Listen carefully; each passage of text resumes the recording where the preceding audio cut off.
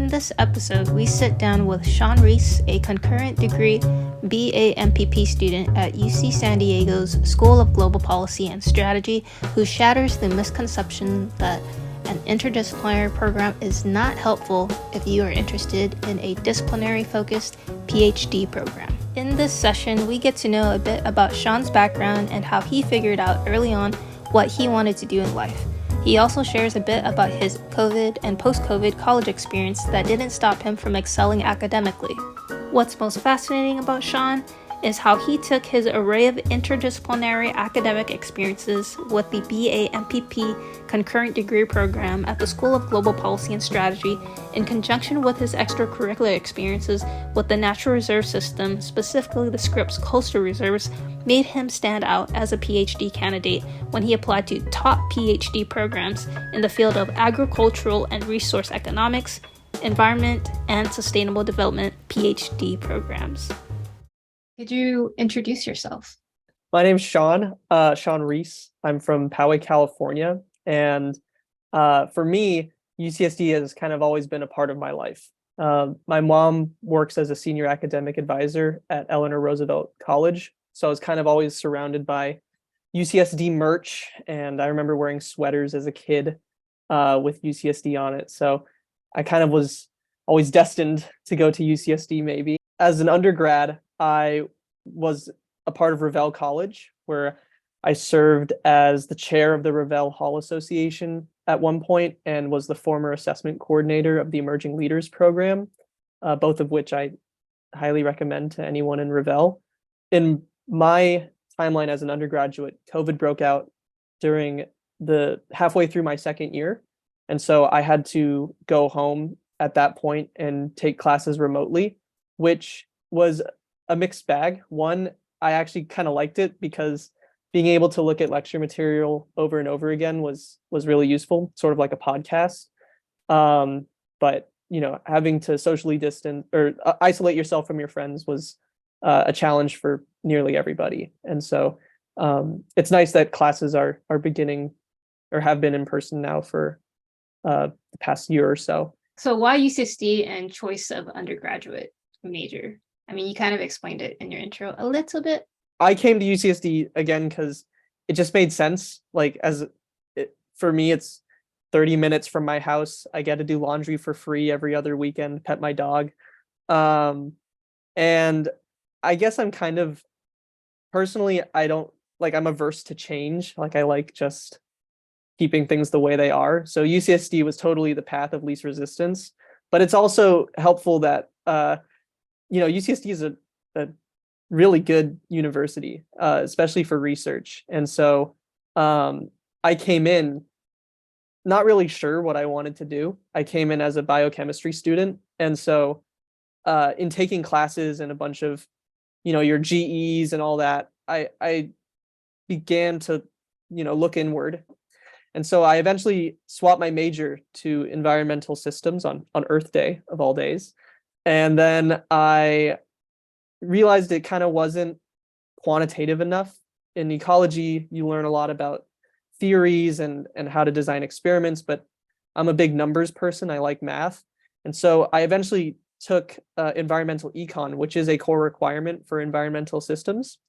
And I fell in love with it because it had everything I wanted, where it was both related to the environment, but appealed to my math side. And so I decided to formally add economics as a second major at the end of my second year and began taking all the econ requirements in my third year. And then, the rest is history, I guess. That's awesome.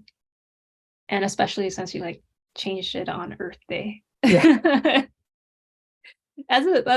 You'll forever remember. Every time it's Earth Day, you're going to remember that point in life where you made the decision. Yeah. This last Earth Day, I went to Balboa Park for their Earth Day event, and it was also coincidentally their orchid showcase day. Every time it's Earth Day, I'm like, I made this decision X years ago, and I'm definitely the better for it. So it's just a good way to remember it. Yeah.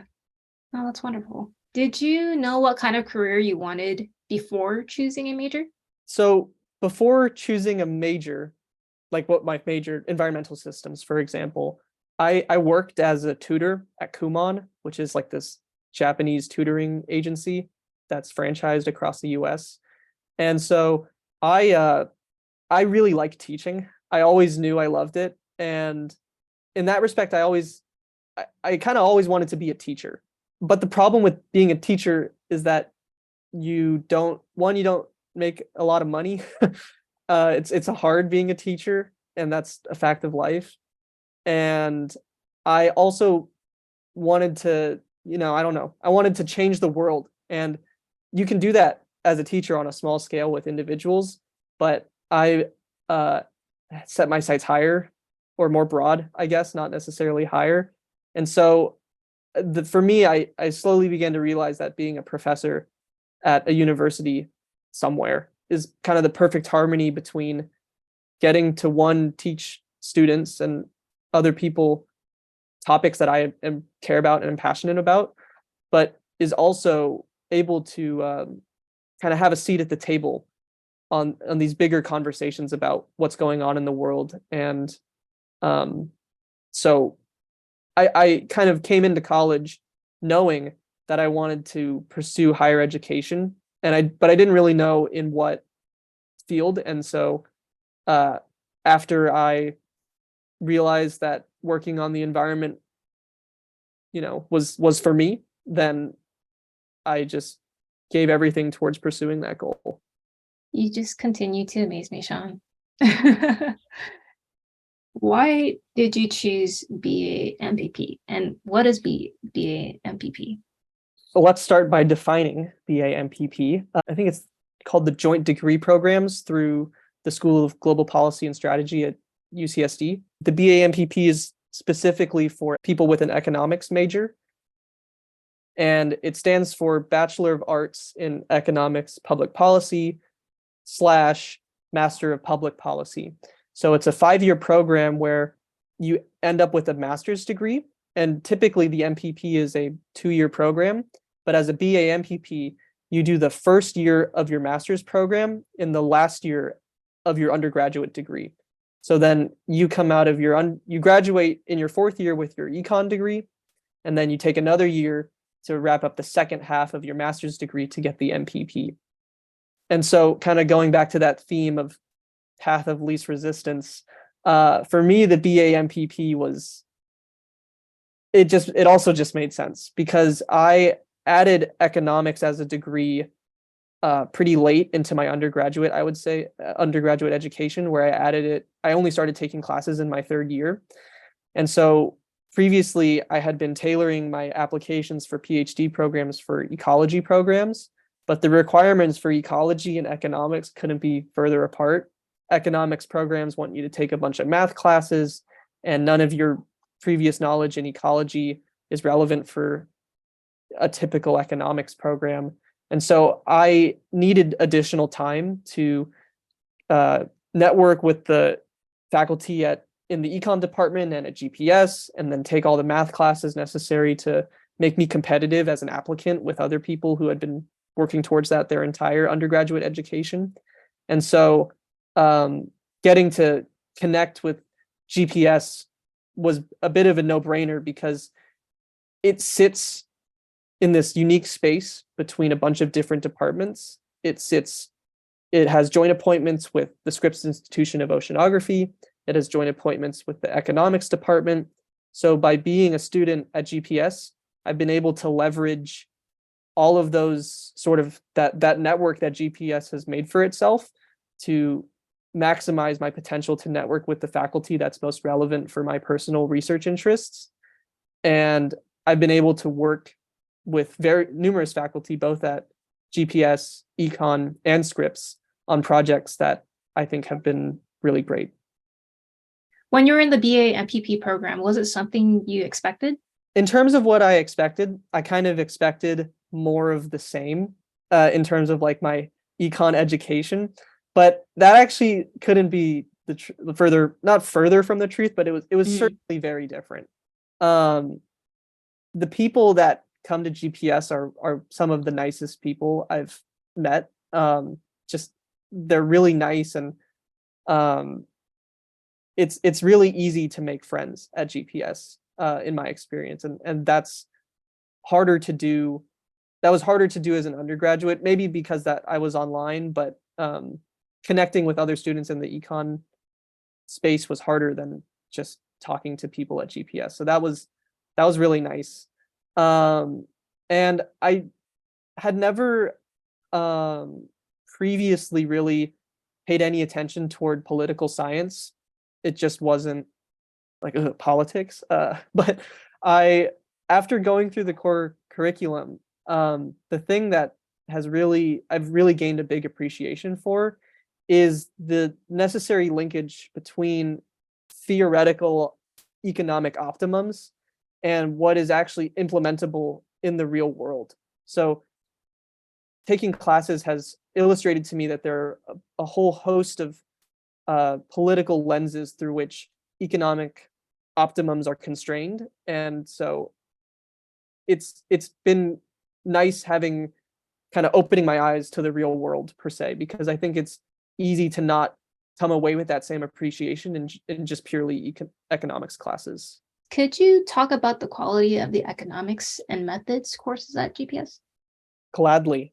As a BA MPP, you actually waive out of the econ requirements and the first two quantitative methods classes, because those are satisfied by your education in the economics department.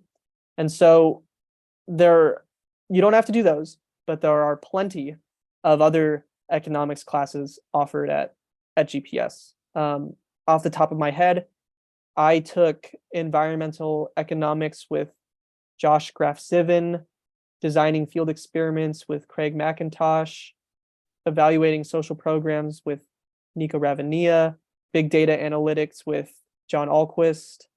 I took a whole host of GIS classes, one with Gordon McCord, another with Morgan Levy. And so what I will say in terms of methods at GPS that you definitely do not get as just an economics student is a training in order to do spatial analysis. You do not get any sort of spatial analysis in the econ department by itself. And so if you decide to go to GPS, you'll get really good training in QGIS, or which easily translates over into ArcGIS, and remote sensing, where you can start working with satellites, and another class where you can start working in Python and sort of synthesizing everything together all at once. And so remote sensing and spatial analysis are quickly becoming, sort of, they're already a frontier in the literature, maybe a former frontier, but they're so ingrained now that you kind of have to learn it at some point. And being able to take these classes was amazing. It really opens your eyes to a lot of the issues with not considering spatial data, and it also gives you the ability to get your own data by yourself and start pursuing things of your interest on your own time. And so you also can continue to bolster your skills as in econometrics by reviewing content or learning new content such as fixed effects, regressions, and diff and diff, and all these things. You'll definitely emerge from the program with a strong understanding in methods. And a lot of the economics is great, again, for the reason I stated earlier, where we add an additional layer to what we have learned in the past and begin considering some of the political constraints that make economic optimums not actually optimums. And so I certainly learned a whole lot, and it was a fantastic experience. And even beyond economics and methods, there are a whole host of other sort of topics classes that are really great, and you can take classes through the econ department if you want. You can take classes at SIO, and so it's kind of up to you to decide what you want to take. And what I can say is that it's all pretty great, so you can't really go wrong anywhere. So I've heard you work with Professor Jen Burney on research projects, but you also mentioned that you've worked with other faculty as well. Could you share a bit about your experience working with GPS faculty or other faculties on campus? My work with Jen was organized almost entirely by Nancy, the director of the degree programs at GPS. I came in when I was applying, I was very transparent with Nancy in that I want to pursue a PhD program and what research opportunities are there. And she gave me a list of potential projects that I could contribute to. And so I decided to contribute to Jen's project, which was primarily almost entirely directed by her graduate student, Pascal Polinick. And so I worked really closely with him and then got to work with Jen every so often when we would have our meetings to check in on the progress of the project. And the project was about air pollution equity disparities across the US and how we can address those through targeting where we remove emissions limited by the NDC, the US NDC's NDC commitments. So how much the US is self-obligated to reduce its emissions by 2030. How can we best select the places to stop emitting carbon to also minimize equity disparities for air pollution was the basic gist of the project. And so we have been able to complete that, and it's in review at PNAS, which is pretty exciting. And so it's getting closer and closer to ideally being published. But that was a really critical experience for me because I had previous experience in doing research for science, but none in social sciences. And so getting to see under the hood of what really goes on in a project like that was absolutely indispensable for future work I would do with other faculty, such as Dale Squires, who's joint between GPS and economics, Mark Jacobson and Judd Boomhauer, who are both in econ, and George Sugihara and Dick Norris, who are at SIO. I've also previously worked with the natural reserve system, and so I got to do tours of our natural reserves, namely the Scripps Coastal Reserve. And if you ever visit, I actually made all the signs. I made all the signs for the Scripps Coastal Reserve. So that was a pretty awesome experience for me. Okay, I'm gonna have to schedule that tour with you. Yeah, no, it's actually beautiful. And so they shut it down because of COVID, and so no one can. It used to be public, like the gates were open and everyone could go. But since less people can go, there's so many birds, and it's just a really serene place to be. And you get this wonderful view of La Jolla Cove from the bluffs, and you get to see.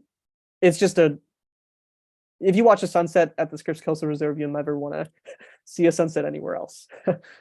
So it's really nice. That's awesome. All right. So how did you move forward to apply to PhD, and what was the process like? And did GPS help in any way? I would say GPS was absolutely indispensable for my application process. All of my letters were written by GPS faculty, and I got advice for programs from basically every economist or economist-like in the department. And I had numerous conversations with Nancy about, finalizing and formalizing my statement of purpose so that it was coherent. And so I definitely, without a doubt, would not have been as successful as an applicant to PhD programs if I had not gone to GPS. I applied to 6 places because I know what I want to work on, and I only could see myself working on that at 6 places. And those places were Berkeley's Agricultural and Resource Economics program, which I'm just going to call ARE from now on. So Berkeley ARE, Maryland ARE, and Davis ARE. And then I also applied to interdisciplinary programs such as the Bren School at Santa Barbara, Columbia's Sustainable Development Program, and Yale's School for the Environment. And so on the market, I was able to get admitted to all programs except for Berkeley's, where I was waitlisted. And Berkeley is widely considered the top program for agricultural and resource economics. So I was happy to even get waitlisted as basically someone straight out of undergrad, because a lot of the times for these economics programs, they want people to do like a predoctoral thing where they are shadowing a faculty at another school, or they want you to have a master's in economics. But in my experience, it was clearly the case that a degree from GPS was more than sufficient to get me into top economics programs. And I'm sure if I applied to other places, maybe not sure, but I'm fairly confident that if I applied to additional places, I would have had equal success as well. And so the application process was just a bunch of reiterating on my statement of purpose over and over again, asking for letters from faculty. My letters were from Jen Burney, who we mentioned previously, Gordon McCord, and Dale Squires, who I also mentioned previously. And so they were fantastic for helping me through the process. Any last words of wisdom that you'd like to share, Sean? This is kind of my general overview words of wisdom, but I'm a firm believer in the sort of idea. It's not like, the idea is kind of like you make your own luck, so to speak, where my best advice for anyone is to be really forward and really work towards what you want, because a lot of opportunities no opportunity is just going to present itself to you. You are the creator of your own opportunities in some sense, where the more you put yourself out there, the more people you meet, the greater your chances are that something will kind of stumble your way. And so my best advice is to really know your own worth as an individual, as a researcher, as a student, whatever. Then that can be applied in any aspect of your life. But in terms of school and education, know your own capacity and let that guide your desires. Another thing is like balance. You need to have balance. And so I'm pretty bad at balance, work-life balance, I'll be honest. I work a lot, and that's kind of my choice, and I don't dislike it. I really like doing work. And so I don't know, just be your authentic self, and people will respect that, I think. And so that's my general advice. Work to make opportunities for yourself, and be genuine to your own interests and your own motivations. Well, that was perfect, Sean. Thank you so much for making time to, come talk to us and share your story. You're gonna inspire a lot of folks. Your story is amazing, and there's not a lot of people knowing early on that you wanted to pursue a PhD. I think that's really cool. I get people are like, you're only this age or whatever, and I'm like, yeah, I guess. Mm-hmm. I'm not in it for recognition or whatever. I just want to play a part, so to speak. So I kind of give my all to that. Well, best wishes on your future endeavors. I'm excited for you to, move forward in your PhD program. Where are you off to next? Columbia, right? I forgot to mention that. I decided to accept the offer to go to Columbia Sustainable Development Program. Congrats. So I'll be moving to New York in August. And oh my gosh, it's cold over there. Yeah, hopefully. That's what I'm like. I'm born and raised in San Diego. I was like, can I survive in the heart of New York? And so I think you can. I think, there's no reason to think I shouldn't be able to. And if I go in thinking I won't like it, then I'll, end up not liking it, is how I think about it. So lean into the unknown and take it as it comes, is how I approach things. Again, thank you, Sean. I'm excited to see what's next for you, and in the future ahead, you're going to do amazing things. Thank you.